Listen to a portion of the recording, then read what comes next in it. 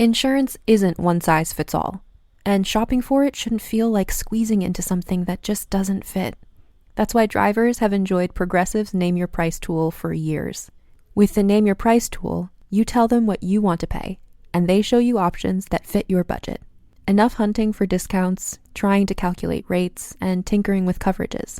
Maybe you're picking out your very first policy, or maybe you're just looking for something that works better for you and your family. Either way, they make it simple to see your options. No guesswork, no surprises. Ready to see how easy and fun shopping for car insurance can be? Visit Progressive.com and give the Name Your Price tool a try. Take the stress out of shopping and find coverage that fits your life, on your terms. Progressive Casualty Insurance Company and Affiliates. Price and coverage match limited by state law. Girl, winter is so last season. And now spring's got you looking at pictures of tank tops with hungry eyes. Your algorithm is feeding you cutoffs. You're thirsty for the sun on your shoulders. That perfect hang on the patio sundress. Those sandals you can wear all day and all night. And you've had enough of shopping from your couch. Done hoping it looks anything like the picture when you tear open that envelope? It's time for a little in-person spring treat. It's time for a trip to Ross. Work your magic.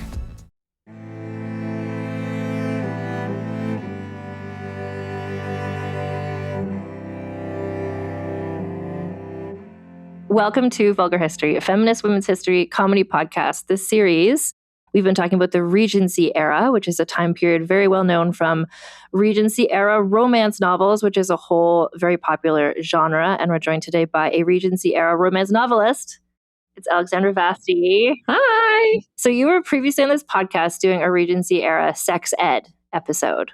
Yes, that was so much fun. Thank you so much for having me. Which, fan favorite. It was such a fun episode, and anyway, the Regency era. So today we're going to be talking about, just so everybody knows, Lady Caroline Lamb, which was your suggestion. I'm so excited. There's so much to get into. I didn't know her story at all. I'm obsessed now. There's so many things I think everyone's going to be so excited about.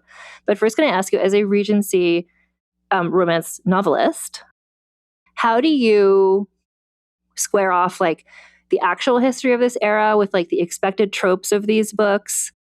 Like if you were to write a book that was like straight up like the Regency era, it's like everybody's in a messy polycule relationship. Everyone's constantly on opium.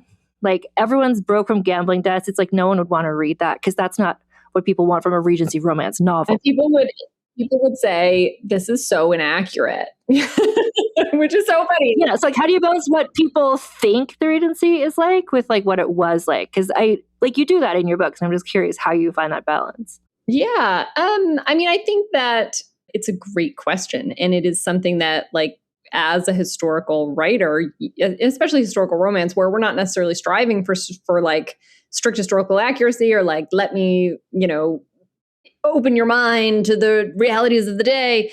It is something that I constantly have to balance and a line that I have to walk. It's really important to me to show readers of historical romance that some things are historically accurate that they may not have known, So for example, I think maybe last time I was on, I talked about my sapphic historical romance, which is called Ladies in Hating. And that book, I was like, I already know, because you see it with Bridgerton, you see it everywhere, that people are going to say, well, that's not real. That's not accurate. There weren't women in loving sexual romantic relationships with other women. Like, that's not a thing back then. They didn't know that existed. So it was really important to me to fill that book with tons of real, historically accurate people, like the ladies of Llangollen, who I'm sure we will talk about today because of their connection to Caroline Lamb.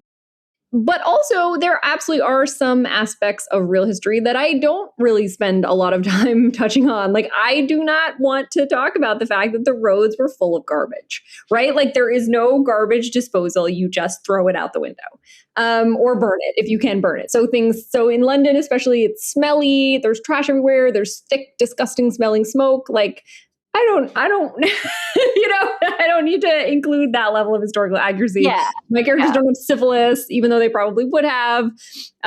So I think that it's just a constant sort of balancing of like, what do you want to shine a light on and what do you want to, politely, decorously ignore? And I think it's a really fun thing for people to read. It's because we're all kind of playing in the same sandbox, but doing our own emphases or putting our own twists in that universe. Yeah, I think like especially just the story of Lady Caroline Lamb and the people who are around her and her mother and her aunt and all these people just really reminded me. I was talking to my friend Lana about this, where it's like on the one extreme end of like Regency romance novels, you have like, oh my gosh, this lady was seen holding hands with a man and now they have to get married or else her reputation will be ruined. Versus you have Lady Caroline Lamb and everything she was up to, where it's like, I don't know if hand holding was like the most scandalous thing a young woman could get up to in the actual Regency. But the books have become so like, there's lots more now, but sort of like when you think about like the typical like Regency romance novels of like the 70s, the 80s, like it was very like prim and proper. Yeah.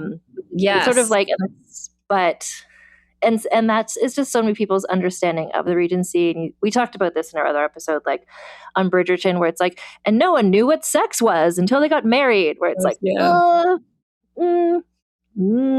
okay. Absolutely. I do think that there is this sense, and I think it happens across history, like sort of a flattening of the historical past, or like, oh, they didn't know anything then. We like to imagine that we've like grown, right? That we're so progressive now, and we're so this, and we're so much more, we're smarter, and we're more knowledgeable, and we're, better in all these ways. And so I think one of those is like, we like to assume that the past, that everybody was like prim and proper and never stepped a toe out of line.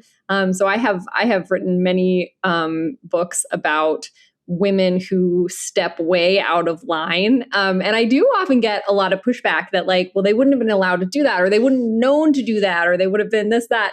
So Caroline Lamb is someone that I have known about as a historical figure for a long time. And often when I'm like, am I going too far with this character? I'm like, no, like this is like not even half of the Caroline Lamb distance. Like, go farther.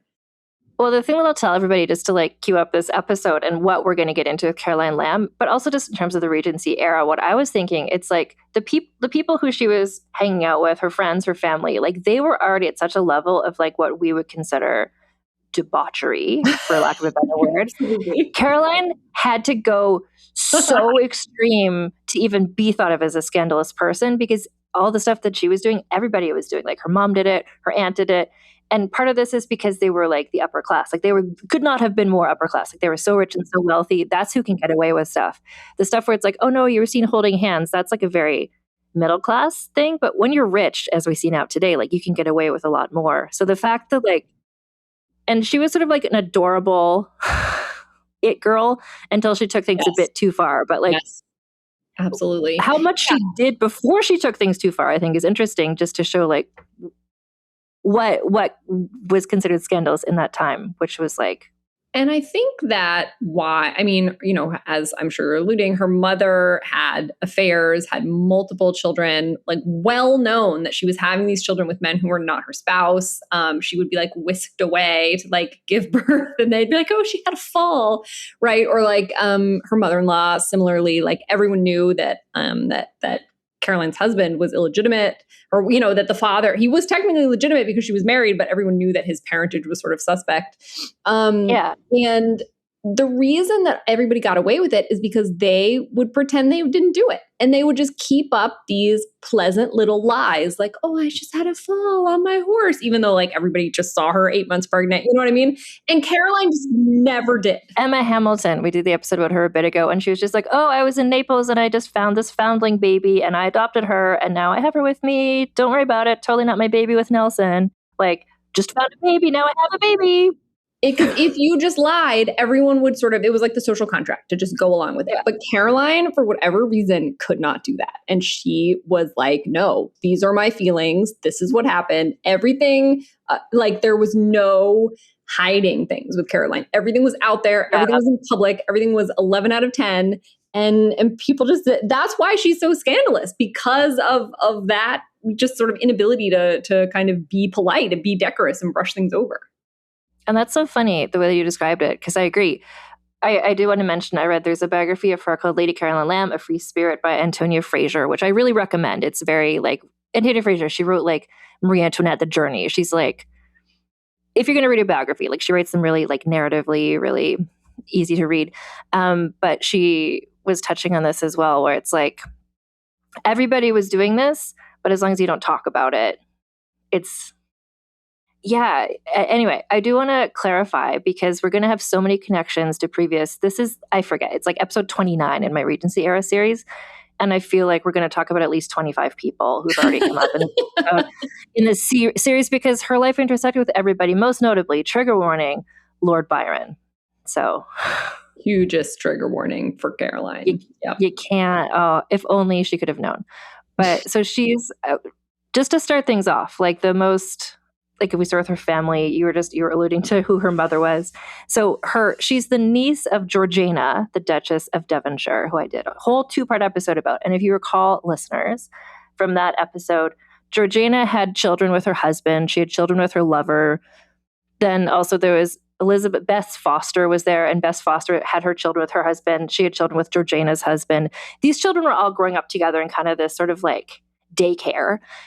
And then Georgiana's sister Harriet had children with her husband, children with her various lovers, and those children were there too. So it's just like this daycare of like cousins, half cousins, secret siblings, half siblings. It's just like no 2 kids of the same 2 parents. And so this is where Lady Caroline Lamb was growing up, just among this menagerie of half siblings, much to my annoyance in reading about it, half of whom seem to be called Caroline. Yes. So, yes. And her husband, his brother, also marries a Caroline. So they are both Caroline Lamb, which is incredible. And so the family would call them, what is it, Caroline William and Caroline George. Like, differentiate between the 2 Carolines. The 2 Caroline Lambs. First and last name, yeah. Yeah, and then what happens is, so Caroline marries William Lamb, and then one of these other kids from the daycare, Caroline St. Jules, marries another Lamb. So then, anyway, so they're both married to brothers. Like, it's just a real incestuous thing, but like, don't look at it too closely. I just feel like this, I don't think you see this in Regency novels. You tell me, people falling in love and then realizing they're secretly half siblings, because I feel like that's a real risk. I've never read that one, but okay, because I was like, this is a real risk. What ends up happening, we're jumping all over it, but it's fine. Because ultimately, Lady Caroline Lamb marries Lady Caroline Ponsonby, marries William Lamb. And so you're alluding to the fact that William Lamb's mother had various affairs. And so probably biologically, his father was not Mr. Lamb. But then basically, she and her husband were probably cousins based on the biological fathers of both of them. But the like legal fathers of both of them were not cousins. So it's just like, there's all these secret relationships because of who everyone is having. So this is what she's growing up with. I want to just contextualize this for everybody. She's a girl growing up in a context where like all the women around her are having affairs and children with various people. That's normal to her. That's just what's up. Yeah. And she grows up in extreme wealth, just like lavish wealth. That's why they can afford all of these children, all of the, governesses to take care of the children. She's very wild. And that's sort of like, there's all these, the sweet little girls. And then there's like wild Caroline, she refuses to ride side saddle. So like, if you've ever read a Regency romance, all the heroines like, oh, of course I don't ride side saddle. And you'll see readers will complain like, everybody rode side saddle. Well, actually, we can look at Caroline Lamb, who absolutely flat out refused. And it's a little scandalous to be riding astride, especially because they don't wear underwear. So you got to wear trousers under there. So she grows up kind of, I think, sort of in this extravagant atmosphere, and everybody knows, even when she's a child, that she's something special and different. And she's different physically. She's a little tiny person. I was trying to think about like who in modern society can we compare it. She's like a little tiny person with huge eyes. So she's described throughout this biography by Antonia Fraser as like this little fairy, like this little sprite. Like she's little and so cute with these big eyes. And when you see portraits of her, you're like, oh yeah. So I was like, Nicole Richie is like the closest person I could think of who's like little tiny, really big eyes. Maybe like Audrey Hepburn? Yeah, like a short Audrey Hepburn. I don't know how tall Audrey Hepburn is, so was she Audrey tall? Hepburn's, she's like leggy, so I assume she's tall. Maybe she's not. But yeah, she's like a little Audrey Hepburn, and she's so cute and so sweet. And she's like in this overcrowded, again, daycare of half siblings. She stands out partially because she's so tiny and partially because of this huge personality that she's got. One of her cousins is Hart, Georgiana, Duchess of Devonshire's son, Hartington, and the two of them have a lifelong, like really sweet friendship. Hart is always very supportive of her, but I think he talked about how like she was a star, like from an early age. It's just like she stands out among all these people. But you said like she would ride astride. She had this sort of, because she was so little and throughout her life, and I guarantee we're going to talk about this, there was she liked to disguise herself as a boy because she was just physically, she was described as like boyish because she's like small. She's not especially like curvaceous, and she would even keep her hair cut short, which I feel like if you did that in one of your novels, they'd be like, Alexandra, how dare you have a short hair and she rides astride? That's so inaccurate. You're like, actually, here's a portrait of Lady Caroline Lamb with her short pixie cut because she wore her hair short. She liked to disguise herself as a boy. And who knows why? I think part of that is just for the freedom that it would entail. She could sneak into places that you couldn't go when you were a girl and she was disguised as a boy, but also because she liked to get away with it. And Absolutely. She could because she was sort of androgynous looking. I do want to clarify. So she was born in, just to place this all, like when I say she's the niece of Georgiana, if you heard those episodes, listeners. So it's like the next generation. She's born in 1785. So she's born at Ponsonby. Her father's Friedrich Ponsonby, the third Earl of Bessborough, an Anglo-Irish peer. And if the surname Ponsonby is bumping up and you're like, I know, wasn't there someone else Ponsonby? Yes. One of the ladies of Llangollen who started Sarah Ponsonby, started her life in Ireland, ran away to Wales. And so they are relative. And that's how, again, in the episode about ladies of Llangollen, there's going to be so many callbacks in this episode. But we talked there, part of the reason why they were able to run off together and have this house and be in a sapphic relationship is because they were so rich that they could kind of get away with it. So this is the family that she's born into. And also these, the sort of aristocratic connections were part of why their story got so much attention. Like if they had just been like two, like maids, who just like happened to live together, or two like farmhands or whatever, like no one would care. But because she was supposed to marry rich and she was supposed to have this big aristocratic marriage, and they kept sort of like planning, like her marriages to various wealthy and aristocratic men, and she kept eloping with her female lover. Like they kept running off, repeatedly eloped together. And so I think that they were sort of it would be like if like, I don't know, like I'm trying to think of someone like similar, like a big politician or something's like daughter kept like sort of getting involved in these sort of like dramatic things. Like everyone would know. Yeah, the only similar thing I think in contemporary culture is like the Kennedys or something, like a family that people are just like, you remember who they are because you just kind of, and there's always something interesting happening with them. So she's already, like she's born into like, on the one side, it's like Georgiana's sisters, her mom. On the other side, it's the Ponsonbys. Like she's in this 1% type. Yes, exactly. Growing up in this daycare, and as you said, like she was wild, and people in another context, maybe a girl like that would be, I don't know, beaten down or somehow tried to like force her to behave. But everyone's just kind of like, that's just her. That's just little Caro. Like she's just like that. And she just kind of was allowed to run wild. And partially that's because her mother was always busy having babies in continental Europe from her numerous affairs. No one could really like parent her. But I found it interesting that even from a young age, so she was administered laudanum often just to like calm her down, which is this opioid, which we've talked about in the podcast, this series as well. And it was used at the time just like we would use like Advil or something. It's just kind of like people weren't aware then of like the risks and stuff of like opioid use on very young children. So from a young age, like she's being drugged, and I'm seeding that because later on, that might affect some things. But she's so intense and hyper. And the parents are like, here's heroin. Like, can you please sit down?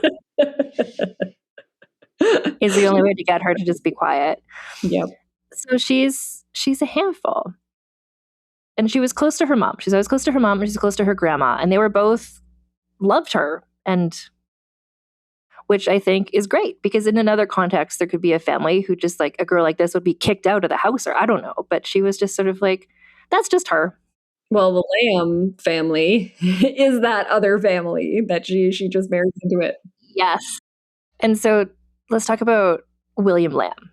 And it's a love match when she first falls up. Yeah. It's not one of these arranged, like you were saying, with her relative, Sarah Ponsonby, they wanted her to have this, alliance with another powerful family. But like everything we've said so far about Lady Caroline, like, of course she's not going to do what she's told. She fell in love with a person who's like the younger son. And because of her wealth and stuff, they thought, oh no, we can do better than this. But she's like, I'm marrying this guy no matter what. But then his older brother died and it's like, oh, he is the heir. So then everyone's a bit more cool with it. Right. Yes. Although except the family was sort of scandalous because the older brother was the actual dad's actual biological son, but everyone believed that William was not. So it was sort of when the older brother died, who was meant to inherit, and then it was like, oh, but he couldn't do anything about it because they were married, so he was legally the heir. So that's something that I think people don't always. The older brother. Oh, I just wanted to mention the older brother, Peniston. No, but yeah, it's Peniston, but it is Peniston. It is spelled. Have you ever called a character in one of your books Peniston? No, I haven't, because I don't think people would believe it, but I do use a census site to come up with character names. So sometimes I'm like, okay, I need a character's name that starts with a P, and Penis, Penis, was a real last name. A real. So I could have like Mr. Penis and it would be real, but I have not. Yeah. I could. Yeah, but yes, These are the details where it's just like, these things where it's like, oh, but it's factually true. But it's just like readers will just be like, what are you doing? Anyway, so yes. It'd be too silly if I named a character Penis. So yes, It's important what you're saying that Peniston was, everyone agreed, like the biological son of the husband. But then he dies, and then who's left is William Lamb, who is clearly the son of one of the lovers. But legally, anyway, so he's there. So this is kind of controversial. There's a bit of like back and forth, and Caroline already does have a reputation for being this wild child. Sort of willful. And the Lambs, well, you were sort of implying this before, but the Lambs are a family who are just like, this is how things are done, and we do things by the book. And so, it's not going to be like, what's that movie, the Amanda Bynes movie, where she's Colin Firth's daughter. I don't know if you know what I mean. Oh, yes. And she shows up, and then What a Girl Wants. So she shows up, and everyone's just like, oh, no, all of her wild ways. But at the end, they're just like, we love you and your wild ways. Right. That's not what's going to happen with the Lamb family. This is not an Amanda Bynes movie. This is, they hate her. They get married, and the mother-in-law, talk about the mother-in-law, like mother-in-law from hell. Mother-in-law from hell in so many ways. Okay, so I want to say, and I hope I'm not jumping ahead too much. So William Lamb, this is a love match, as you said. She's 19, he's I think 26 or so. So they're both fairly young. I mean, this is like a pretty young marriage. I think sometimes we think like, oh, in the past everybody got married, but they didn't really. So this is like a fairly young marriage. He later would say like, no man should get married before they're 30 because their brains aren't like fully developed, basically was what he said. But they're really in love, and they're very happy together at first, despite the fact that Viscountess Melbourne, who is William Lamb's mom, like really loathes Caroline. And they all live in the same house. It's important to note that they all live in the same house. She moves into it's a big house, but like the mom who hates you is there every day. Every day. Yeah. And they have sort of it's sad. Their first child is stillborn. Then they have a son. And then they have another daughter who dies after 24 hours. So, I mean, just, infant mortality was very, very high. Then maternal mortality was very high as well. And then she never gets pregnant again for the rest of her life. So despite having what seems to be quite a lot of sex. and she loved children, so it's kind of sad. So they do have one son together whose name is Augustus, George Augustus. Augustus. Yeah, and Augustus this is one of those, when looking back at history, I can't not just, and we're going to talk about this with Caroline's psychology and that of some other people, but like their son Augustus, neurodivergent, probably. He's the sort of child where she was devoted to him. And I found it really cute that she's this little teeny tiny person and her son is born and everyone's like, whoa, that's a big baby. Yeah. And he's just like a big kid. And then he becomes like a big adult man. Like he's just like a big guy and she adores her son. And another mother might have sent him off to some sort of like hospital or something because he had like extra needs, like special needs. But she did not. And the family and William also, that like they supported him and loved him. And he just has, I don't know, there's something going on with epilepsy. Yeah, he definitely has epilepsy, yes. And I think that it is sort of hard to believe, but is historically true, that you could be institutionalized at the time just for epilepsy. Like not even for anything else. Like epilepsy alone was like, oh, you're having fits. You need to be whatever. So she really worked hard to prevent what other people were advising, which was send him away, send him like, oh, there's nice places you can put him into, right? Because part of this upper class sort of thing that they live in is that like, oh, these things are embarrassing and you need to hide them and we don't talk about them. And she spent her whole life making sure that did not happen to him. So I think that really just is part of her personality, that she wasn't going to hide anything, but she definitely wasn't going to hide her son.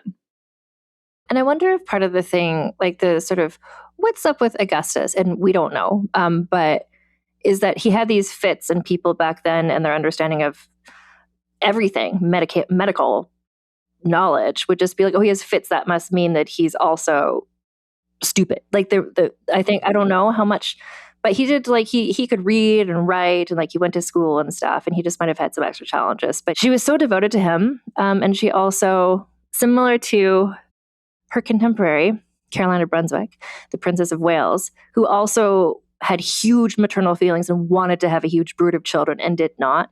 Lady Caroline Lamb also took in people, like children, like young page boys, like young girls. There was a child who she took in who's like the illegitimate daughter of a relative called Susan, who she kind of raised as her surrogate daughter. So she didn't have other biological children, but she found ways to like be a mother to other people.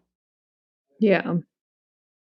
I'm really putting off Lord Byron for as long as we can. Well, okay. And I do feel like when people talk about Caroline Lamb, it is in the context of Byron or in the context of her husband. Mm-hmm. That's all I knew.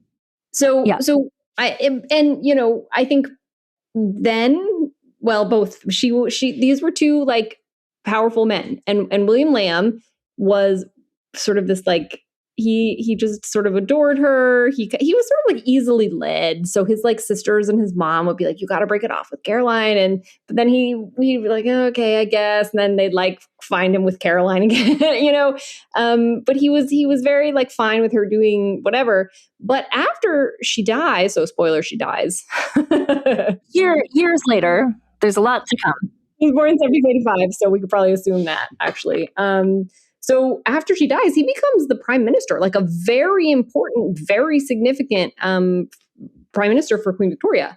So like she's so often she gets talked about in the context either of him as prime minister or of Byron. And so I totally agree that I'm like, let's talk about her. And let's talk about who she is. No, I just realized that we hadn't even got into that, but I'm like, because this is what interests me about her, is who she was.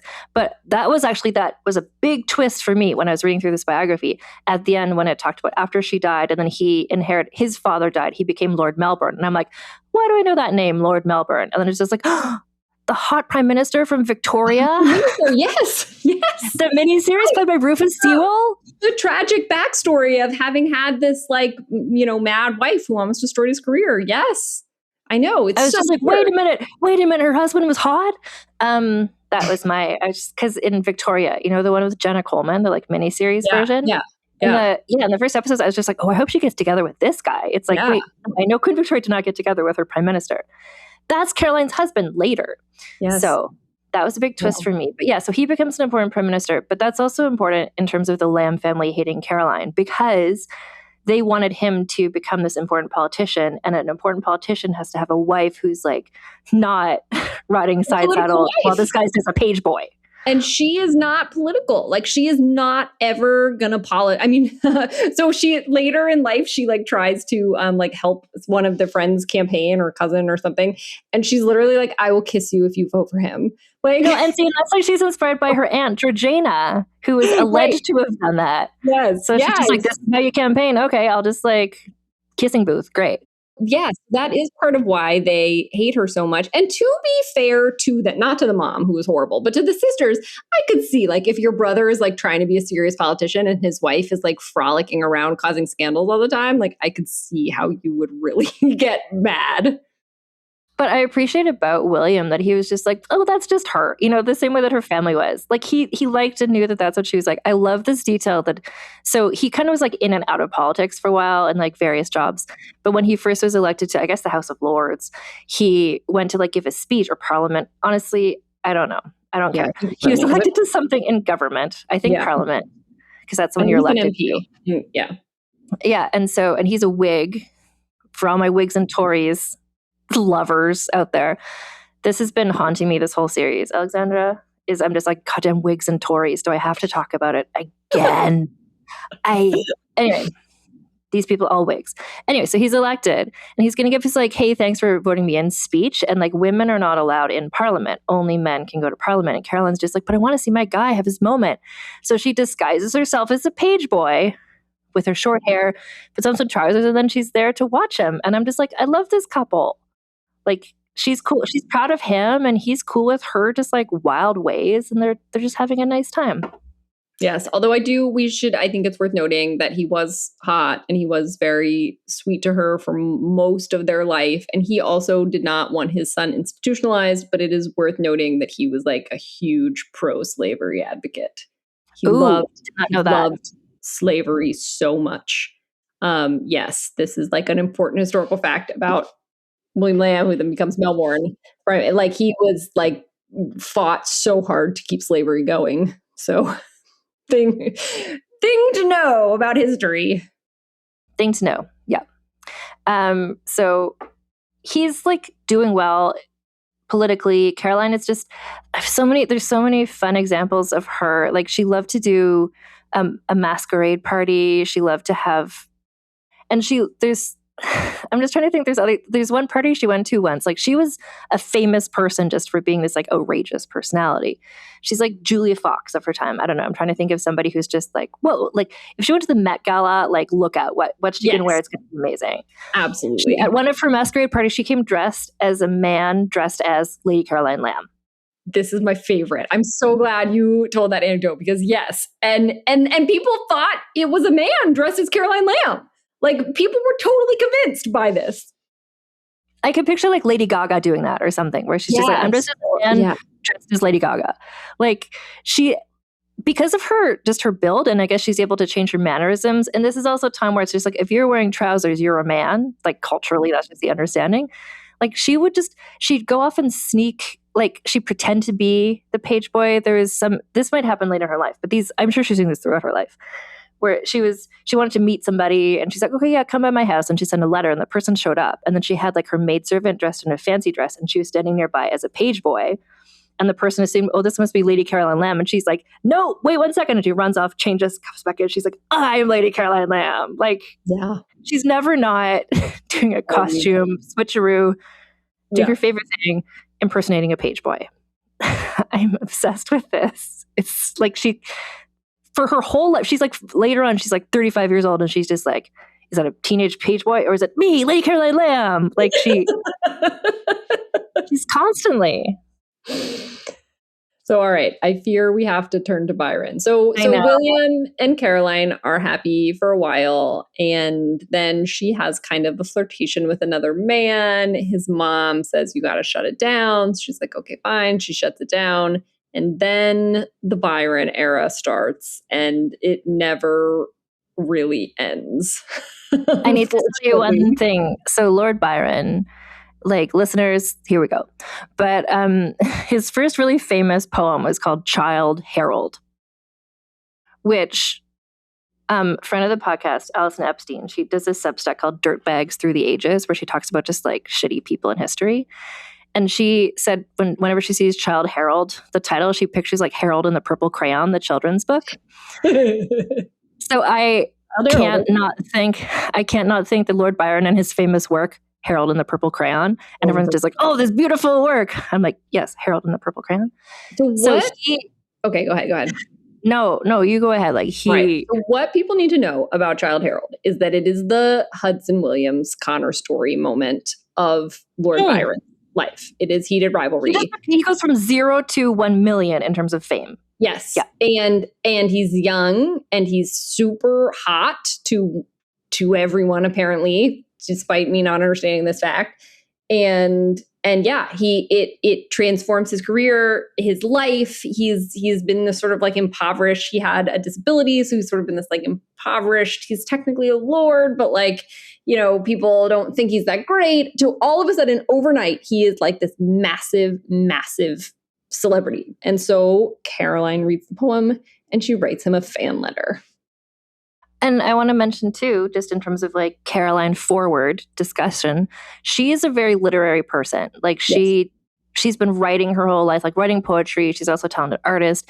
She's educated really well. She can like speak and read and write in like Greek and Latin and French and Italian. Like she is a writerly person in an era where like women like her couldn't really be writers. Like we've done episodes, we've talked about Jane Austen, we've talked about Mary Wollstonecraft, the Brontes. Like we know the challenges of a woman can't just like be a novelist, but I think in today's age, you know, she would have been. So when she's writing to Lord Byron, she's not just like, hey, you're hot. Hi.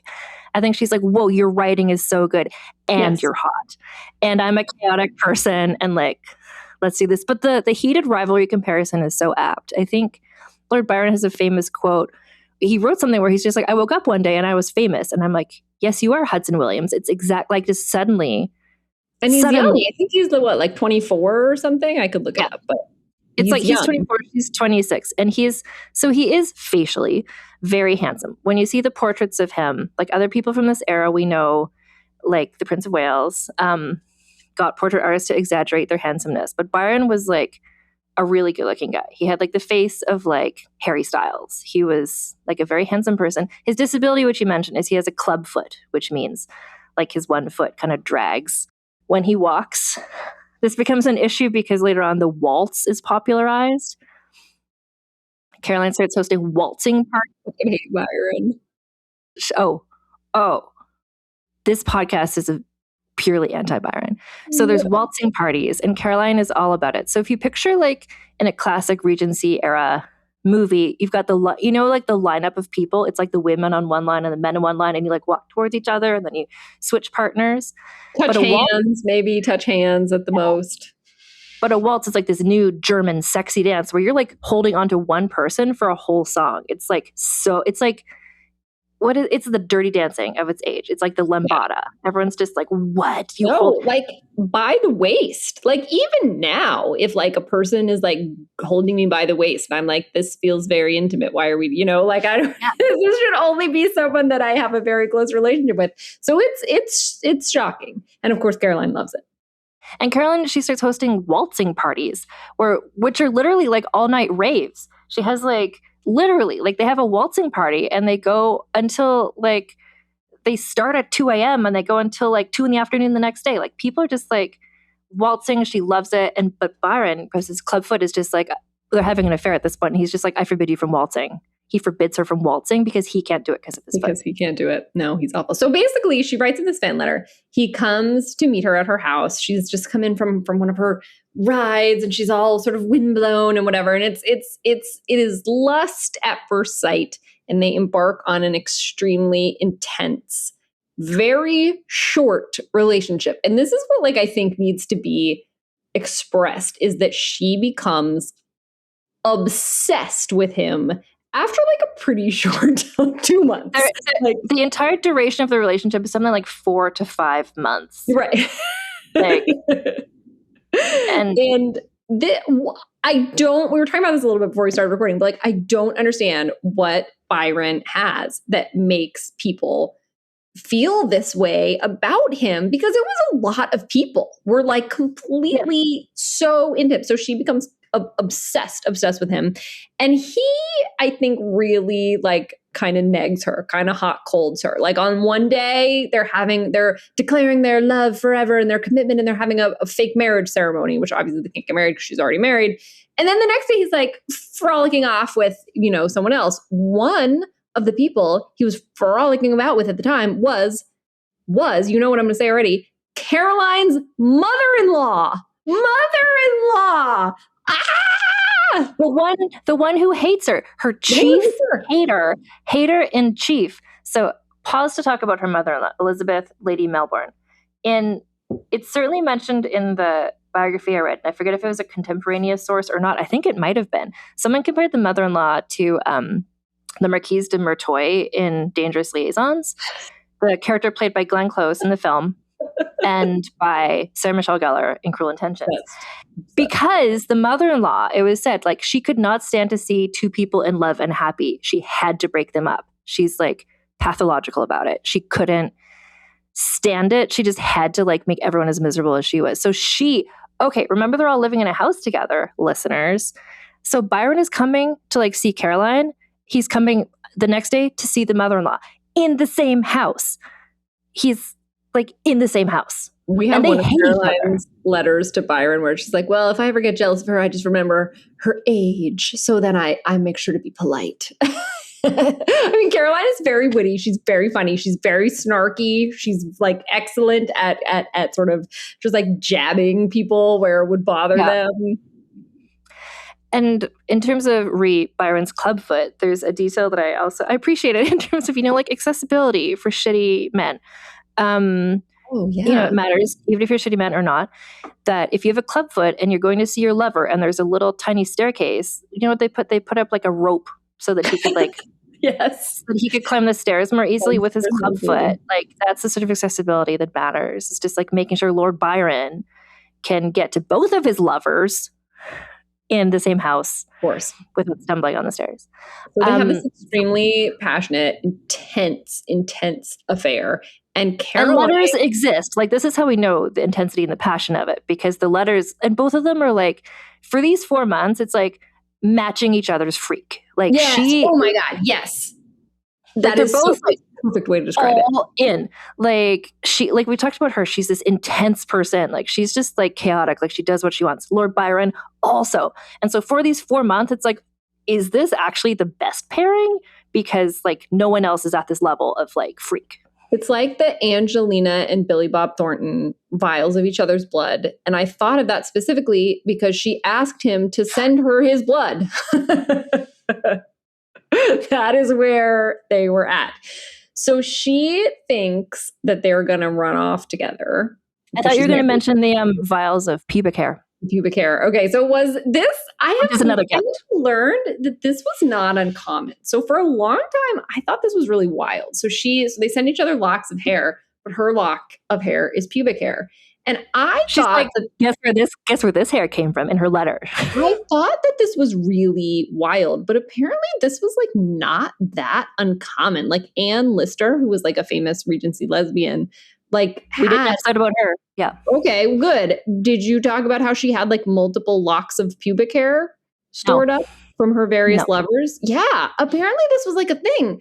I sometimes it's very hard to understand history. Like how did this? We're talking about but a pubic hair collection we have talked about in the podcast was George the Prince of Wales, who had a pubic hair collection? He had a pubic hair collection as well. It does seem to be like not wildly common, but like not that uncommon either. And now for a quick advertising break. Starting or growing your own business can be intimidating and lonely at times. Your to-do list may feel endless with new tasks, and lists can easily begin to overrun your life. So finding the right tool that not only helps you out, but simplifies everything as a built-in business partner can be a game changer. For millions of businesses, that tool is Shopify. Shopify is the commerce platform behind millions of businesses around the world and 10% of all e-commerce in the US. From household names like Gymshark, Rare Beauty, and Heinz, to brands just getting started. Shopify has hundreds of ready-to-use templates that can help you build a beautiful online store that matches your brand's style. And you can tackle all the important tasks in one place, from inventory to payments to analytics and more. No need to save multiple websites or try to figure out what platform is hosting the tool that you need. And if people haven't heard about your brand, you can get the word out like you have a marketing team behind you, with easy-to-run email and social media campaigns to reach customers wherever they're scrolling or strolling. Start your business today with the industry's best business partner, Shopify, and start hearing. Sign up for your $1 per month trial today at shopify.com/realm. Go to shopify.com/realm. That's shopify.com/realm. With Plan B emergency contraception, we're in control of our future. It's backup birth control you take after unprotected sex that helps prevent pregnancy before it starts. It works by temporarily delaying ovulation, and it won't impact your future fertility. Plan B is available in all 50 U.S. states at all major retailers near you, with no ID, prescription, or age requirement needed. Together, we've got this. Follow Plan B on Insta at Plan B One Step to learn more. Use as directed. Welcome to the realms of peril and glory. Explore the mechanically magical vistas of Vale, the paranormal mysteries of liminal London, and the cyberpunk chaos of Cyborg. Be awed by our incredible guests from familiar shows like Oxventure and No Rolls Barred. Search Realms of Peril and Glory to find out more. The war is over, and both sides lost. Kingdoms were reduced to cinders, and armies scattered like bones in the dust. Now the survivors claw to what's left of a broken world, praying the darkness chooses someone else tonight. But in the Shadow Dark, the darkness always wins. This is old school adventuring at its most cruel. Your torch ticks down in real time, and when that flame dies, something else rises to finish the job. This is a brutal rules-light nightmare with a story that emerges organically based on the decisions that the characters make. This is what it felt like to play RPGs in the 80s, and man, it is so good to be back. Join the Glass Cannon podcast as we plunge into the Shadow Dark every Thursday night at 8 p.m. Eastern on youtube.com/theglasscannon, with the podcast version dropping the next day. See what everybody's talking about and join us in the dark. And we're back. He went on a trip once he became king. He went to Scotland on like a royal tour, and he presented the box of pubic hair to St. Andrew's College, and it's still there. I did not know that. And the poor archivists are just like, well, where do we want to store this? Tin of pubic hair. It's like, well, it was from the king, so I guess it matters. Anyway, so they're just exchanging locks of hair. In tradition of she gives Byron a lock of pubic hair. I feel like if they could have, they would have drunk each other's blood. Like they were just like all into this extent. It's like, oh no, like. Caroline is dead serious about it. Like she loves her baby, and he's not a baby anymore, but she loves her son, and she's gonna leave. She's gonna run off with Byron. That is how committed she is. Byron is not. Byron is poor. He knows he needs to marry an heiress. Running off with Caroline is not in his life plan at all. So he is like courting this woman who he does end up marrying. And it's starting to get serious. Actually, Caroline's, of course, horrible mother-in-law is the one who introduces them. And Caroline shows up at his house and is like, I'm ready to elope. Let's go. And he says like, absolutely not. Right. And this is like the beginning of the sort of horrible blow up end. I do think it's important to say that Caroline shows up at his house to say, let's elope. And she's dressed like a page boy. Yeah. What story is she not dressed as a baby? Yes. And his friends are there and she's like, just let me talk to him alone. I know he'll, and his friends are like, absolutely not. You can't talk to him alone. They have to sort of like quiet her down. She grabs a sword and she's like waving the sword around. She's like, I'm going to stab you. I'm going to turn it on myself. I mean, she just creates this huge, massive scene, the first of many scenes. This is also an era where, yes, she's doing the most. And I thought numerous times when I was reading this biography, if only she was alive today and could be on a Real Housewives franchise, I think she would have done so well. And she would have been a breakout star. She would have gotten her own spinoff.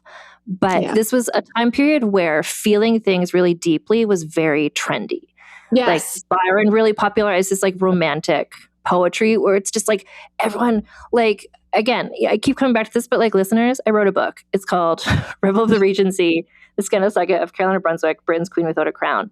And so I keep thinking about things like that. But in that book, George the Prince of Wales, like he claims to attempt suicide in order to make a woman marry him. Like this is how people are just behaving. Like, again, they're all on drugs constantly. And they're also just like, it's a time where like feeling things deeply is like what you want. Like that's what you want to be displaying. Like, I'm a passionate person. And she just like takes it a step further than anyone else. And she can't be cool about things ever. Oh, she has no chill. She has Caroline, no chill. Yeah. Yeah. So Byron like repeatedly like tries to break it off with her. He's like, I haven't actually known you that long. You're going to get over me. And sometimes he tries to be nice about it. Sometimes he's absolutely horrible about it. And she's crushed because in her mind, like they are forever. This is the thing. So she runs away to Spain and no one knows where she is. She literally is just like, fuck it. And she goes off and sort of vanishes because she's so upset about this. Disguised as a page boy. So, you know, people are looking for her like you don't see a little boy. Where's Caroline Lamb? I don't know, but I saw a little boy running over that way. Yeah. She also at one point, I don't know if this is before or after, but it's all a blur of just like Caroline, oh God, like you need some friends. But she at one point breaks into Byron's house, opens one of his books and writes in the book, "Remember me," which is like restraining order time. She also goes to his publisher. She wants like a painting of him. So she goes to his publisher and like forges a letter saying that from Byron saying that they're supposed to give her this painting of him. And then Byron's all mad because like they wasn't supposed. I mean, like really not great behavior. Not great. It's really like it's an old time version of just like Instagram stalking while drunk. Like just like sending DMs, but it's olden times, so you have to like go to a publisher. And but Byron, like he takes the bait sometimes. Yes. Like he writes poems making fun of her, and then every time he writes a new poem, just like a regular poem, not a making fun poem, then she would do a parody of that poem, like because she feels like all the poems are aimed at her. Yeah, because she's a good writer. Are excellent. They're very funny. I mean, she just had a real talent for kind of like taking his style and like twisting it. I think there were some poems that actually people were like, wait, is this by Byron actually? Like people didn't know. I mean, she's super talented. She just wasted a lot of time on this like piece of shit Byron, who I think he likes the drama. You know what I mean? It's like it feeds his ego that she is like causing these scenes and like making whatever they went. So after she gets back, she gets brought back from Spain by her family. And they're at a party together. And she's like, well, I guess I can finally waltz now. Right. And she like, she gives them that little what for. They get into a fight publicly. She breaks a glass and then like acts like she's going to cut herself with it. I mean, just scene after scene after scene. And she spends just like a lot of time and energy on Byron. And it's like everyone in the world is like, Caroline, you're being very cringe right now. And she just cannot let it go. And she's at this point, I think it's like the going to the party and like pretending like she's going to slit her wrists with a glass is where I think she gets like kind of blacklisted from Almax. Can you explain what Almax is? Yes. So Almax. So basically, there were a lot of clubs for men. In your club, you had to be sponsored by someone to get to be a member. And you could go there and you could smoke and drink and have a good time. It's just for men. Almax is the only club that allows both men and women. So there's no, there's no smoking, there's no drinking. It's much more decorous. But being admitted, being like getting a voucher to Almax was basically like it meant that you were upper class, that you were part of the good set.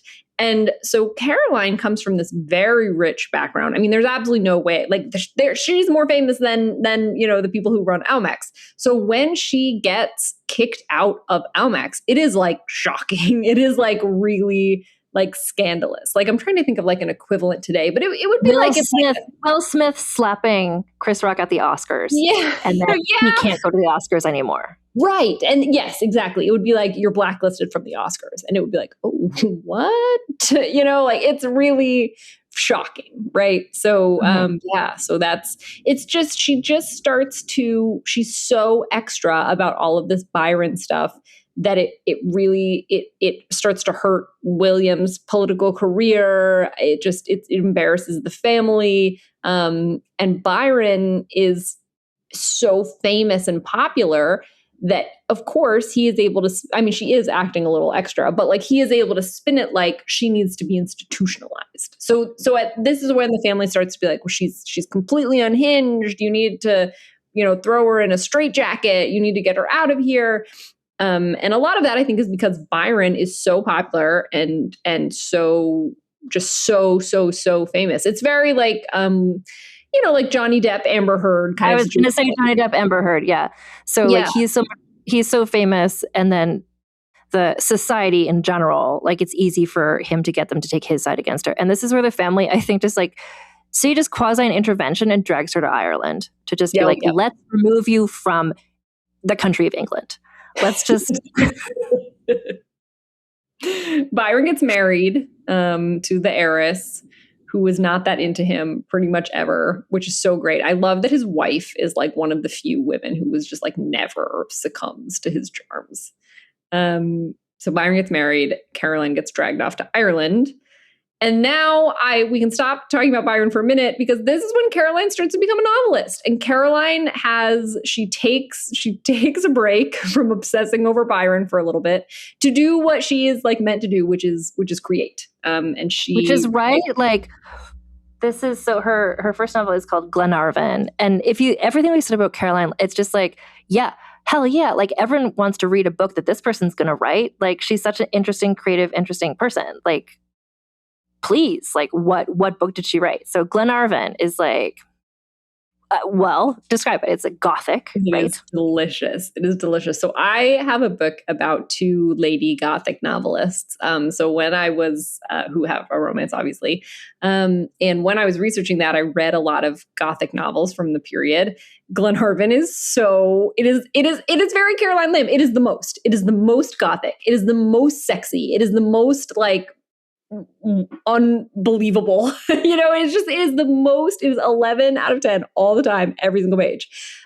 So it is about this poor innocent young woman named Calantha who gets married to this sort of stern kind of man that she thinks is sort of cold at first, but he actually turns out to kind of be the hero. And then so she's this young bride, and then she meets this Irish rebel, this dark, handsome, moody, sexy. Not to say he has a club foot, but like he might have a club foot.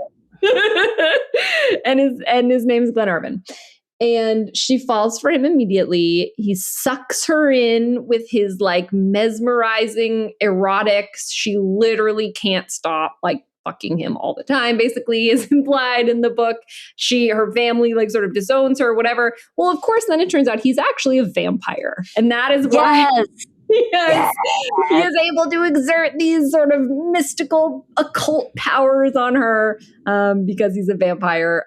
People are dying everywhere. People are dying of grief. It's like so gothic and just whatever.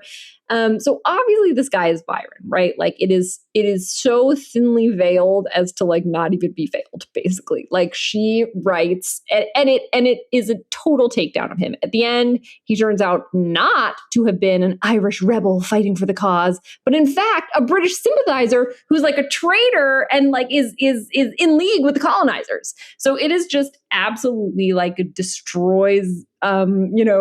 It's like a complete takedown of Byron. He was livid about this book, absolutely furious. He had a huge ego and he could not take the idea that all of these people would see this clearly Byronic character, the book was popular. Like people were reading it. Like it's not just like a book, but he's livid because it's like this is a takedown of him and everyone's reading it. And everyone's reading it. Yeah, exactly. He's so mad. He calls it like the phrase kiss and tell. He calls this book fuck and publish. You know what? That's a good one, Byron. Yeah. I don't want to admit anything nice about Byron, but that was pretty funny. I bet someone else said that and he copied them. And so she's a novelist. Like she's just like, because she's always been, she had a good education for a girl of this time, for anybody of any time, really.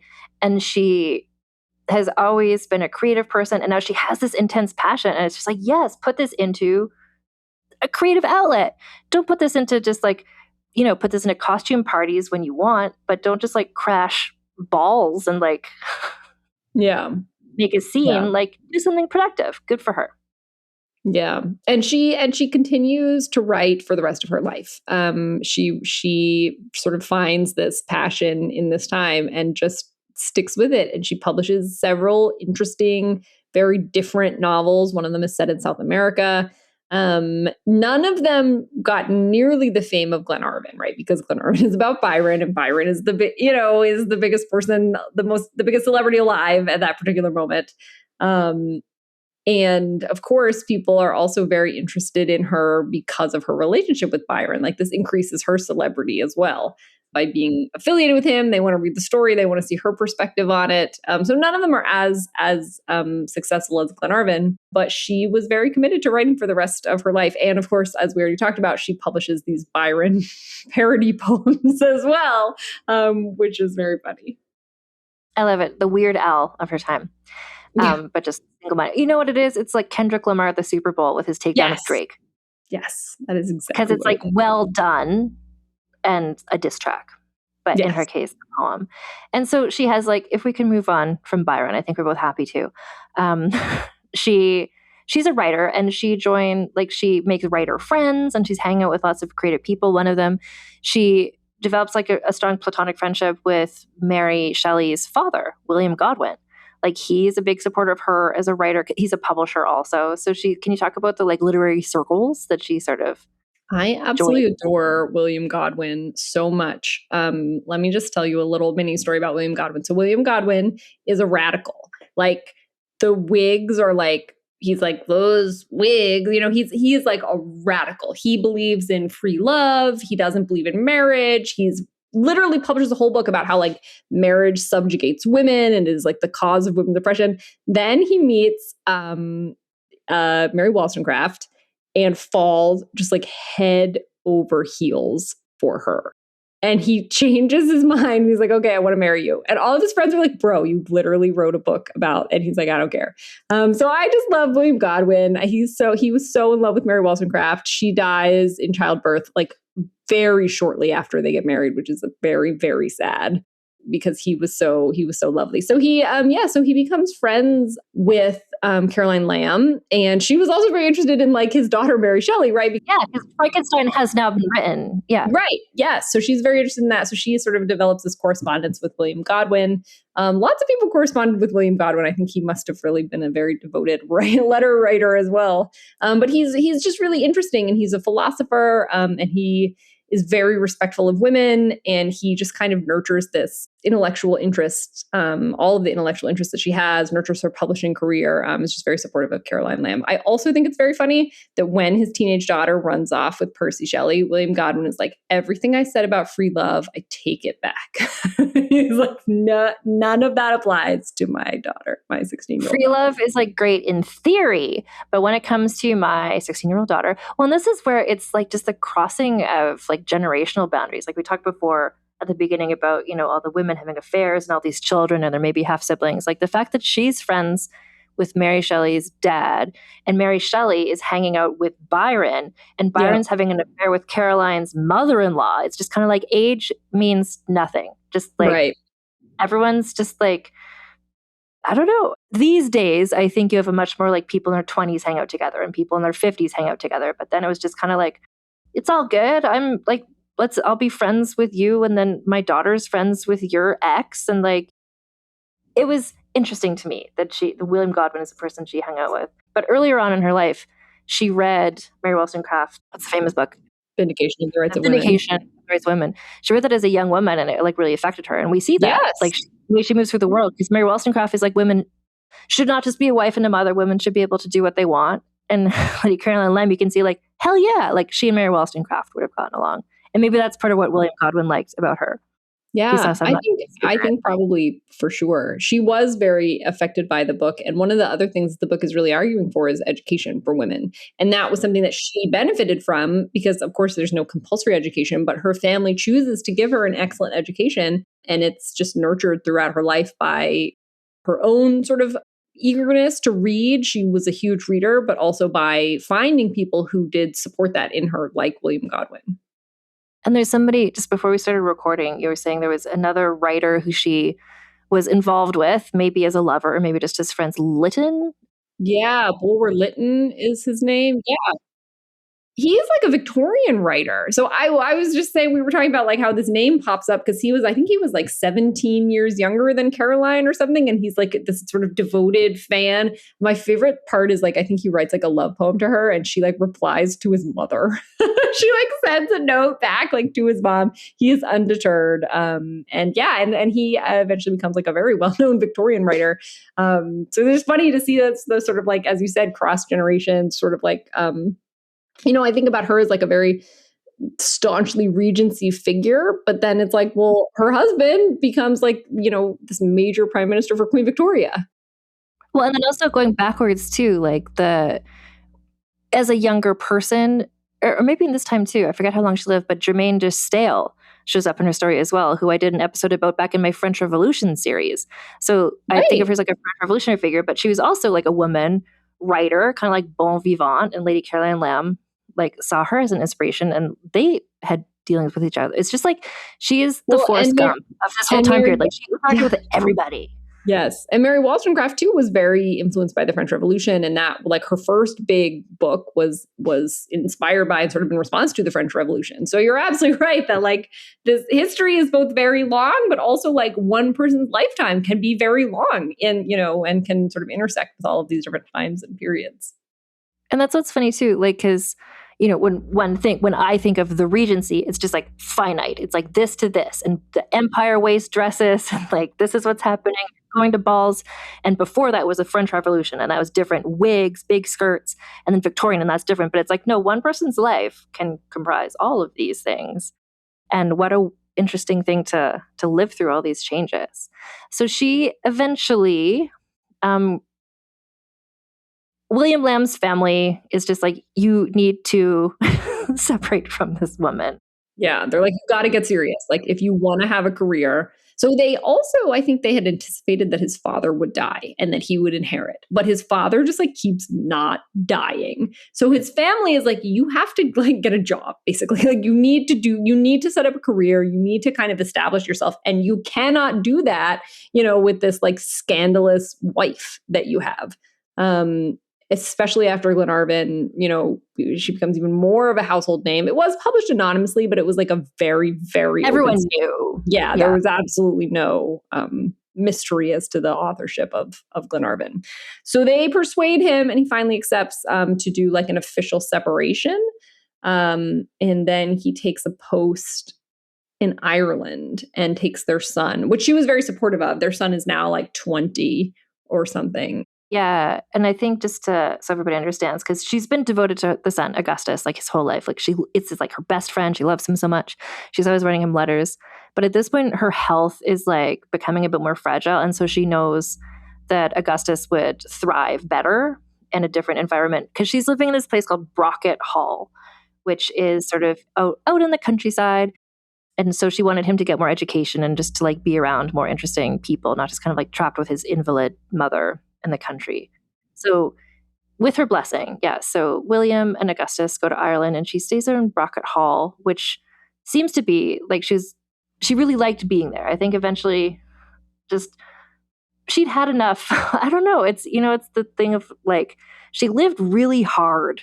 Yes. And she like burned through London high society. And now she's like, you know what I like? Kind of like the ladies of Llangollen. It's like, you know what I like? Just being in the countryside, having a garden, reading some books, like writing some books. She has correspondence with various interesting people who, William Godwin, but also others as well, who were interesting to her. There are many people in the village who really like her, but she's still sort of scandalous. There's like a very sad story where she like sends out a bunch of invitations, and she like thinks she's going to host a big ball, and like 4 people come, and they have like an orchestra, they have the table set for 25 or whatever, and there's only 4 people there. So she does, I think she sort of tries to feel positively, but there are also, I think, some ways in which she feels like she's kind of lost something that she can't get back. She's lost her husband, she's lost sort of the opinion of society. But she's still writing. So she's still writing, she's still publishing, and she's still kind of keeping up this like lively correspondence with a lot of different people. One of whom we haven't mentioned is the Duke of Wellington. Yes. The Duke of Wellington, I feel like, is a stealth supporting character in this whole series. He keeps popping up. He's just kind of always around. Like, and he's like a good friend to her. And some people think that they were lovers. There's various men in her life, and it's like which were lovers and which were just friends. She like had a lot of man friends. Yeah. But Wellington just like, he liked her. He thought she was a good time. They'd met when she was younger, and he stalwart like continued to be her friend. And I appreciate that. Thank you, Wellington. Yes. He had like his longtime mistress, and we have their letters, and they talked a lot about her. And so we have a lot of surviving information, and he just seems very fond of her. He's like that little wild creature, He sort of, sometimes he'll kind of like be stern and be whatever about her, but mostly he seems kind of just like amused by her antics. Oh, and part of her sort of like this is her final era, spoiler, but Byron dies in Greece from a cold when he went off to be a war hero there, which, you know what, listeners, I did a whole Lord Byron episode. We don't need to get into it. He dies, and she's devastated because she's been like, they were together for 4 months years ago, but like she's never not been thinking about him. And this is, and they have continued to argue and snipe at each other. His best friend is running for office, so we talked about her campaigning. She campaigns for the Friends like opponent. He was so mad at her, which was great. So mad about it. Yes, he actually said some like very unpleasant things that I'm not going to repeat, that were very sort of graphic and crude about what he would do to her to get her to stop. He sucked, guys. Byron, horrible. Blech. He was the worst. And in the midst of all of this, like Byron, Mary Shelley wrote Frankenstein. Byron was briefly involved with Claire Claremont, Mary Shelley's sister. They had a daughter. The daughter died, or Byron like stole the daughter, and then the daughter died. Like he's getting up to a lot of stuff. Caroline is like, she's got various friends. She's got perhaps lovers. And Byron's just like burning through a variety of really toxic relationships and just leaving really sad women in his wake. And he dies. And you know what we haven't talked about is dogs. This is important. Okay. Caroline loved dogs. She had so many dogs, and she was obsessed with her dogs. And Byron also loved his dog. So I feel like maybe that's part of where they got along. Definitely. No, they had a ton in common. I mean, they like too much, you know, like actually William Lamb was like a much better match for her because Yeah. he was like a grounding force for all of her excesses. She was also like, she was just very loving. Like she loved animals.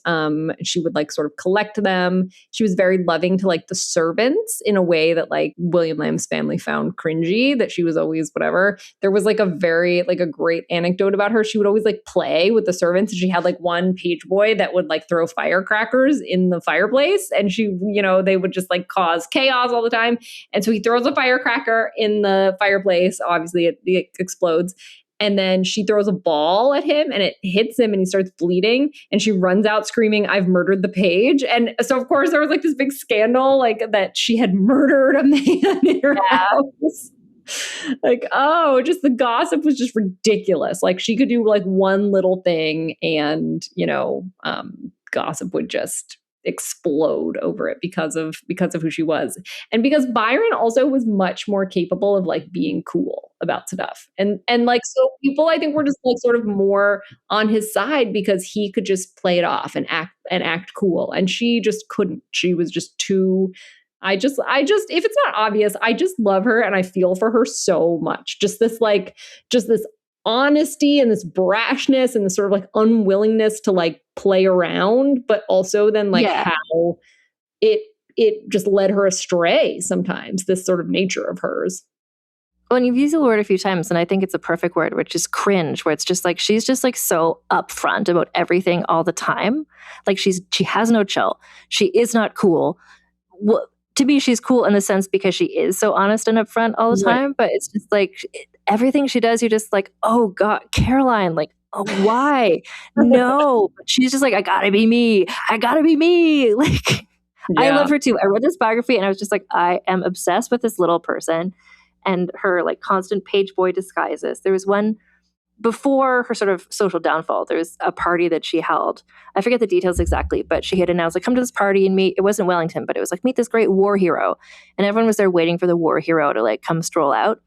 And then what happened was she strolled out in men's clothes being like, hello, everybody. I forget if she had like a fake mustache on or what. And everyone was just like, oh, she's great. Like, and then like, she's hilarious. I love it. No, she was very funny. So, but as you alluded, her health was poor. She increasingly self-medicates with laudanum and alcohol. Which she'd been using laudanum, remember when I said earlier, from like childhood. So she's like, it's an opiate. Like this is, like has she been an addict since she was 5? Maybe. I don't know. Yeah. And many people were. Like this is not. Everybody was. Yeah. No, this is not just her. Yeah. So her health grows increasingly poor. William is like, I would like to come back. So this man, he was not perfect, but he really like was very loyal to her. He never remarries after she dies. He's like, I would like to come be with you, but he's like right in the middle of this like very delicate like political situation. And literally like the day the situation ends, he and Augustus travel back to be with her. And then she dies at 42. I'm always blown away. It happens so often when I'm researching where I read about somebody's life. It's like, and then she died. And it's like 42. Like she did so much stuff. Like, right. But also I want to say like their whole, like they separated and the family is pressuring them, but it was a real like conscious uncoupling type situation. Like there was no bad feelings. Like they both still like loved each other. And I like that he went to return to her, but she died of, well, basically just health related issues, exacerbated probably by alcohol, or you know what, health related issues that she was self-medicating with alcohol and laudanum, and this all kind of works together. So she passed away. And then what do you know about her legacy? Like once she died, was everyone just kind of like good riddance, or were they just kind of like, oh, actually the books were good? Like what was the vibe? Yeah, no, I think it was definitely more like good riddance. I think it was like, now William Lamb can finally have the illustrious career he always was supposed to have. Her son also dies quite young, like in his 20s, so not too long after she dies. And their family line actually like peters out. Like there's no more Melbournes. The line goes extinct. Yeah, it's just very sad. And I think that for a long time, her reputation was basically like this, wacky bitch who could have ruined Melbourne's career. Good thing she died. Or this, over the top, hysterical woman who was obsessed with Byron. Oh, And mad, bad, and dangerous to know.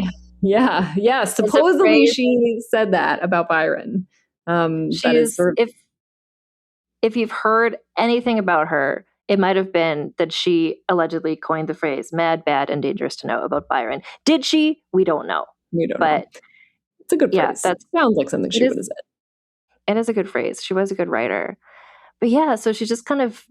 So I'm curious to know, like, you read Glenarvan when you were researching for this novel. You were writing about Gothic novelists. Like, how is the book understood lately? Well, so even as late as like the 1970s, historians were still criticizing her and criticizing her behavior and basically like seeing her as just this like horrible kind of stone around Melbourne's neck, or Melbourne as being William Lamb, or just this like wild woman. And I really don't think it's been until like the last, this century, like this century that we are in now, that her reputation has really taken a turn, that she's been recognized for her own writings. I mean, like, biographies of her were often critical biographies until recently. And only recently, I think, have there been studies just about her literary work, like that it has been seen as a thing worthy of academic treatment, which is just wild because it was such a popular book at the time. But just this sort of like scandalous life reputation, I think, both added to its popularity, but made it seem like not a serious work. It's interesting because I can see it in the pantheon of like the Bronte's writing, for instance, like how many, movie versions and how many theses have been written about like Jane Eyre and Wuthering Heights. And these are also bananas books written by like intense women. Yeah. But they didn't have this scandal in their life. So I guess they were taken more seriously. I don't know.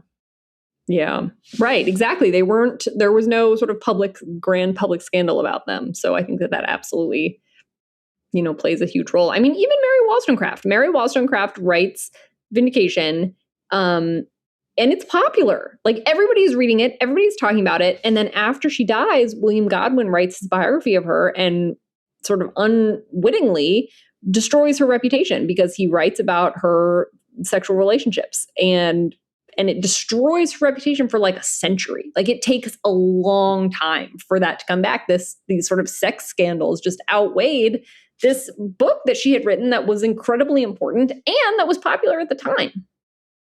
Well, and versus, I would say, Byron, who was always taken seriously for his writings and like as a writer, despite his like chaotic nightmare, Tom Sandoval level life that he was living. Like, he was, just the double standard, right? Like, he had so many wild, love affairs and scandals and stuff, but like, because he was a man, like, he did eventually leave England because even his stuff got to be a bit too much, but his writing was always taken seriously. Yes, exactly. His public reputation was just as dismal by the end of his life as Caroline's, but that never impacted how seriously like literary critics at the time or later took his work. Absolutely. So yes, you already did an episode on him, so we don't need to talk about Byron. Yeah. But yeah, so it annoys me that he wasn't allowed to be buried in Poets' Corner in Westminster Abbey because of his like terrible reputation, and people fought Byronites for years and years and years until finally there's like a stone there for him. And when I was there, I was just like, boo! I said in my head when I saw it, just like, ugh. Yeah, and I think that I also think another thing that's really important in sort of reflecting on her life is this constant threat that she could be thrown into an asylum at any moment, right? Because she absolutely does not have the right to say, no, I don't want to be institutionalized. And the only thing that prevented that from happening was William Lamb. Like, had he decided, like, you know what, she is causing me too much trouble, she absolutely could have been institutionalized and tossed in there for hysteria and never let out again. I mean, he absolutely had that control over her at that time. We are long before women having any kind of rights over themselves, their own bodies, their property. Like, we are 60 years before the Married Women's Property Act, right? So I think that constant sort of threat against her, I mean, I just can't imagine what an impact that would have had on, your mental health if you're constantly being told, like, if you act out again, we're going to toss you in an institution. By your mean in-laws who you live in a house with. Right. Absolutely. Yeah, absolutely. I mean, the fact that she wrote as much as she did and that she achieved as much as she did is actually incredible. Mm-hmm. Given everything. So this leads us really well into, we've got 4 categories that we're going to score her in. And I think I want to start just because we're talking about this. One of the categories that I score people on this podcast is what I call the sexism bonus, which is I want to give people bonus points for how much shit they had to put up with and how much more maybe they could have done if they weren't living under a shitty patriarchal society. And I feel this, on a scale of 0 to 10, how much do you think that affected her and what she was able to do? Well, it's hard to say for Caroline because on the one hand, a lot, but on the other hand, her whole person was just like, I'm going to do what I want anyway. Right? Yeah. So let's say a 5, because I think in a different world, in a different circumstance, she could have had a completely different life, but she also, I think, very much refused to be hemmed in a way that was maybe sometimes to her detriment. Yeah, I think a 10 out of 10 for her in this context would have been if she had a shitty husband who did send her to an asylum. Exactly. Yep. She still did what she could. Pure luck that she didn't, right? Yeah. Well, especially because the marriage, I don't know, maybe she chose a person who they actually were in love with each other. And if her family had chosen a husband, maybe he would have been more mean. But she chose somebody who they actually liked each other. And maybe that's part of why he did not do that to her. Right. So the next category, again, is a scale of 0 to 10. I know what I think. And the category is scandalousness. How scandalous was she seen by the society in which she lived? I feel like this has to be a 10.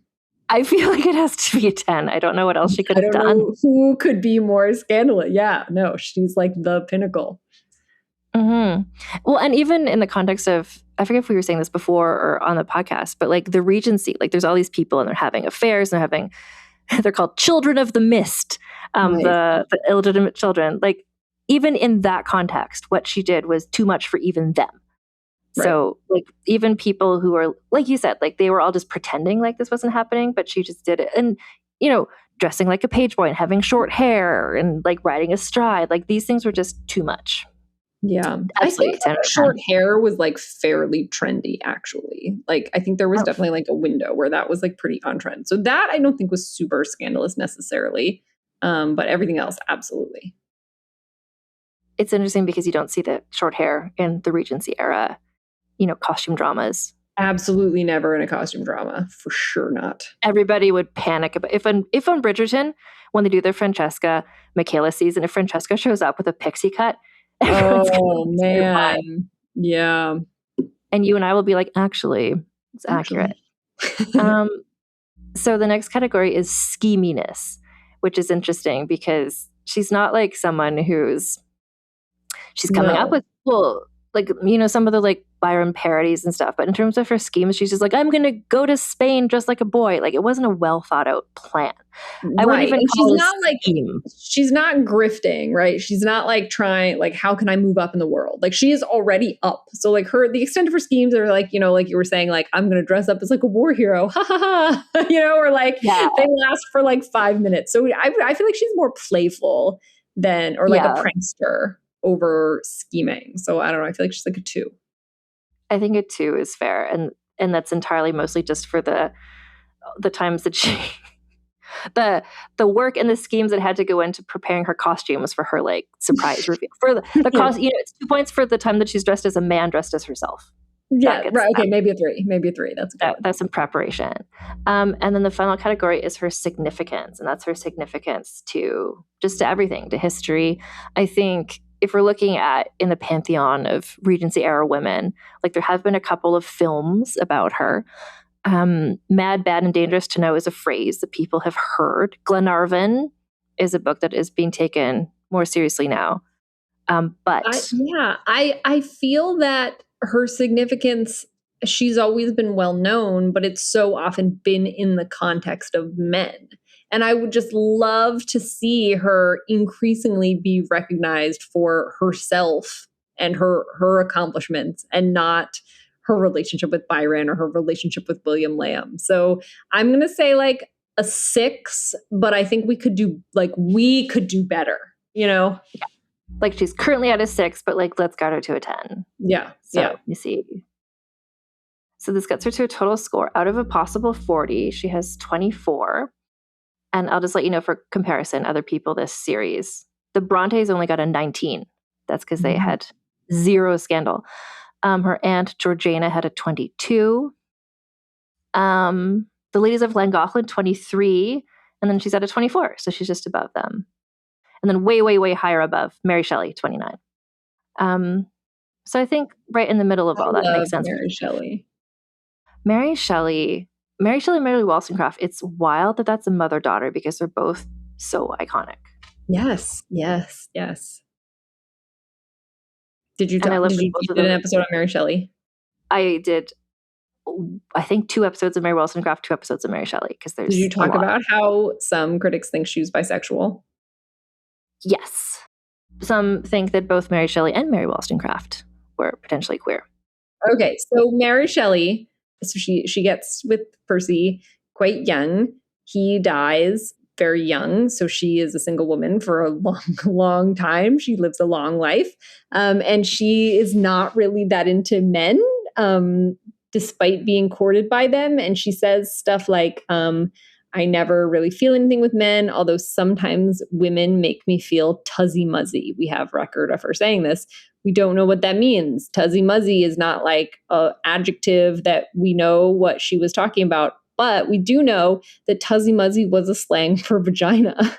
So it's like maybe, possibly, we don't know what she was getting at there.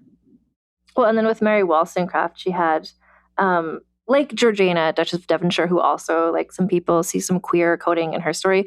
Like, again, just sort of like very passionate female friendships, like letters and dying devotion. Yeah. Mary Wollstonecraft wanted to run away with her friend Fanny Blood and be together forever. Like, there's... Yes. And the Sapphic Commune was real. Sapphic communes were, like, early feminists were very in favor of Sapphic communes. There were some that were like tried and attempted, sort of like this women-only utopia. And I do have a book series that features a Sapphic commune. So I wanted to have you, so for everyone, like, explain about, well, you have a book coming out in June. So, like, I feel like that's... Yes. But also people, like, we're talking about the Sapphic book. So, like, talk about that first. Like, you have the Ladies in Hating, which you mentioned is about the 2. Came out last September. And yes, that is that's when I read Glenarvan for the first time, was when I was doing the research for Ladies in Hating. And they are a pair of rival Gothic novelists who end up trapped in a haunted mansion together as they're doing research for their next books. And it is full of real historical inspiration, real historical figures.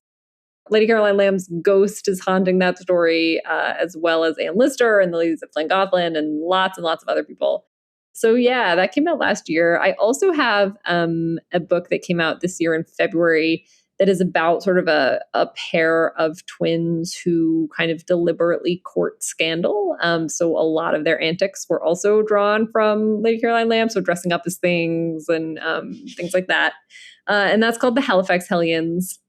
And then this summer I have a new book coming out called Scandal of the Summer, which is eventually, the first one in the series doesn't have the Sapphic Commune. Books 2 and 3, we will see the Sapphic Commune appears there.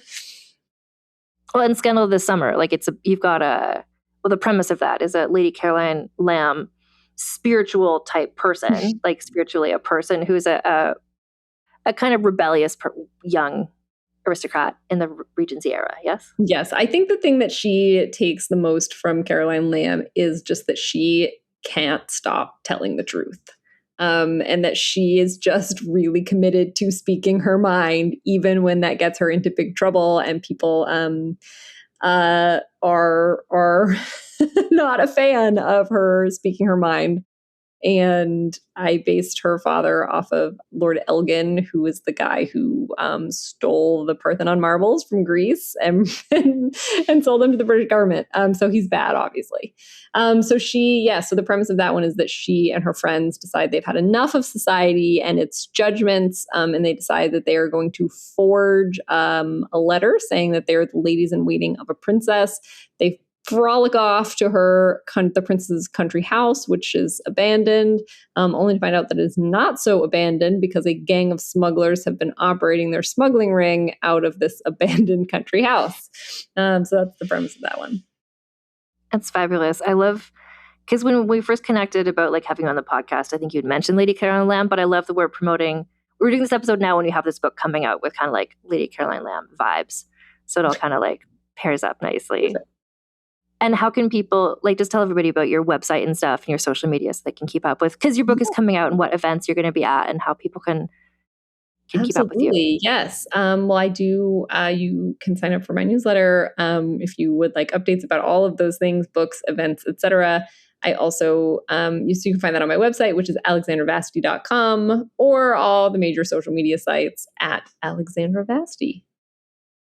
I'm just going to mention also, I wrote my book, nonfiction book, Rebel of the Regency, The Scandalous Saga of Caroline of Brunswick, Britain's Queen Without a Crown. You can get all the information about that at rebeloftheregency.com. It's available in North America, soon to be in the United Kingdom as well. And that book is also sort of like interrogating the myths we have about the Regency era and like what was it actually like. Turns out a lot more riots than you might be led to believe from various historical costume dramas. Anyway, Alexandra, thank you so much for joining me. I did not know anything about all I vaguely knew about Lady Caroline Lamb was like, oh, she was involved with Byron. Didn't she like threaten to kill herself at a party? Like, this is literally all I knew. And now I'm just obsessed with this little costume wearing little freak. I love her. Yes. I'm so glad. Thank you so much for having me back. I had a blast once again, and I'm happy to join you to talk about rebellious historical women anytime. Fantastic. And to all my listeners, we'll be back next week. I don't know, maybe you picked up on some of the clues, but we're going to be talking about somebody next week in the finale of the Regency era series who connects very specifically with this. It's kind of the next generation of people after Lady Caroline Lamb. So stay tuned for that next week. And until next time, listeners, keep your pants on and your tits out.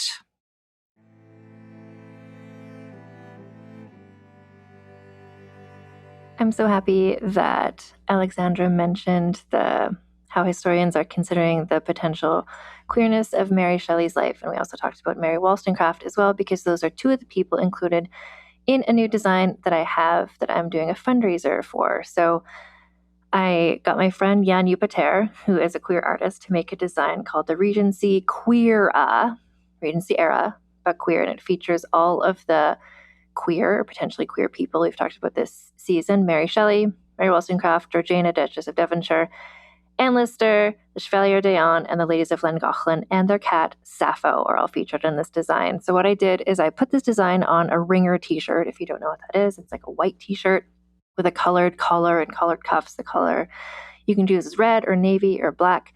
Anyway, all the funds raised from sales of this t-shirt are going to go towards supporting the Trevor Project. The Trevor Project is an American organization that focuses on suicide prevention efforts for lesbian, gay, bisexual, transgender, queer, and questioning youth. They offer a toll-free telephone number that's available 24/7, where confidential assistance is provided by trained counselors. And I wanted to do this fundraiser because it's such a wonderful organization, such a wonderful cause. There's been so much discussion recently in the wake of the announcement of the new upcoming Sapphic season of Bridgerton about like, oh, but were there queer people in the Regency era? And this season, we've talked about a bunch of them, and they're all featured in this beautiful, colorful design. To support this fundraiser, go to vulgarhistory.com/Trevor. That's vulgarhistory.com/Trevor, because it's a fundraiser for the Trevor Project. And you can purchase one of these t-shirts and or make a donation to them at that link until the end of May, until May 31st. So you can get your shirt in time to wear it in June for Pride. if you want to show the Regency Quera vibes for whatever you're doing in June. Anyway, I just wanted to let everybody know about this fundraiser, vulgarhistory.com/Trevor. Vulgar History is researched, scripted, and hosted by Anne Foster. Editor is Christina Lumagi. Theme music is by the Severn Duo. Regency-era artwork by Karen Moynihan. Social media videos by Magdalena Denson. Transcripts of this podcast are available at vulgarhistory.com by Aveline Malik. You can get early, ad-free episodes of Vulgar History by becoming a paid member of our Patreon at patreon.com/AnneFosterWriter. Vulgar History merchandise is available at vulgarhistory.com/store for Americans and at vulgarhistory.redbubble.com for everyone else. Follow us on social media at Vulgar History Pod. Get in touch with me at vulgarhistorypod@gmail.com. Legendary stories, awe-inspiring sound, and endless adventure. Welcome to the realms of peril and glory. Explore the mechanically magical vistas of Vale, the paranormal mysteries of liminal London, and the cyberpunk chaos of Cyborg. Fall in love with our core cast, or be awed by our incredible guests from familiar shows like Oxventure, Three Black Halflings, and No Rolls Barred. Ignite your imagination and discover the realms of peril and glory today. Go to realmspod.com or search Realms of Peril and Glory wherever you listen to podcasts. Look, we all know there are a lot of celebrity interview podcasts out there, but there's only one: Happy, Sad, Confused. I'm Josh Horowitz, and yeah, I'm the host of the show, so I'm a little biased, but truly Happy, Sad, Confused is the place for nerdy and intimate conversations with all your favorite actors and filmmakers. From Andrew Garfield and Scarlett Johansson to Christopher Nolan and Quentin Tarantino. For over 10 years and over 700 episodes, Happy, Sad, Confused has broken movie and TV news every single week. That's because I ask all the questions I want to know, and more importantly, you want to know. Casting what-ifs, backstage stories, acting pet peeves, and much more. So whether you're into superheroes, prestige TV, or just the coolest actors and directors alive, you're going to learn something in every episode. Listen to Happy, Sad, Confused on Apple Podcasts, Spotify, or wherever you get your podcasts. Goodbye, Kyle! Did the sound of those words call to you like Pavlov's dog? Then you might enjoy our podcast, Turtle Time. Every week, you can join me, Riley Hamilton, and my co-host, Amy Scarlatta, as we cover the most pressing Bravo news and dig into the new episodes to answer important questions like, who the hell is Adrian Malouf in this world? Listen to Turtle Time on Apple Podcasts, Spotify, or wherever you get your podcasts. New episodes every Wednesday and Friday.